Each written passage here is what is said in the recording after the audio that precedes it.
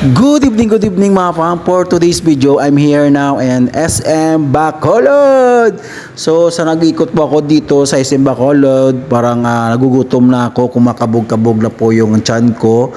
So meron pa ako nakita dito, Giligan Restaurant. So titikman ko yung pagkain nila dito. So sa bagay, naka third times na po akong kumain dito. So gusto ko kumain ito kasi ang sarap-sarap ng mga luto nila dito. Bro, what are you talking So while about, man? naghanap po ako ng mga upuan, hindi ko pa pala alam, andyan na para sa loob yung ama ko. Nakaupo na dyan kasi galing po ako sa CR. Yan. Andyan na pong ama ko, naka-order na po yung ama ko. While si ama nag-order na, upod ko nga ako nga duha ka kids. So while waiting sa amon nga order, so ma-picture-picture tanay kag picture-picture kag mag-video-video. So ang mga tao nga naginalalabihan ko, grabing tulok sa ako kung sino naman ko ng artista nga nagsulod sa Giligan Restaurant. Yung mga manol sila sa gwapo. So upod ko nga kundi nga duha ka bata kag ako nga mawal gi picture kag video kundi sa sulod. Gadamo gid sa nagapatulok sa ako na binla sa artista naman ang nagsulod kag nagpanya kundi sa sulod kabalan. So ari na kami, wala ra na amon nga order, sisig, pork sisig, kag sinigang nga bangros, kag sutanghon gisado.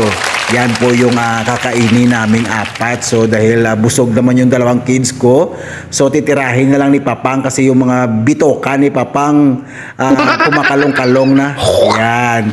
So tapos na po kaming kumain, so anong paninintay namin, so pupunta po kami sa mga laruan ng mga bata. So dahil mas maganda po kasi yung mga anak natin, papuntahin natin sa mga laruan ng mga pangbata para ma-enjoy nila yung kabataan nila.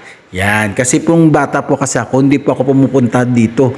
Doon po ako sa mga kalog. Hindi totoo yan. Yan, sa mga suba, mga bubo. Bola lang yan. Tulogban sang Karabaw. Yan po yung mga laruan ko sa dati nung bata pa ako. Kaya gusto ko ma-enjoy yung anak ko dito. Yan, so dito ko sila dinala para ma-enjoy po nila yung kabataan nila. Yan, yun yung gagawin nyo. Dahil pagkatapos nito, mag-grocery po ako sa bahay namin. Yan, dahil may sahod na dumating. Kaya bago grocery po ako sa bahay namin. Yan si Papang. So pakipalo lang si Papang Vlog. Thank you, bye!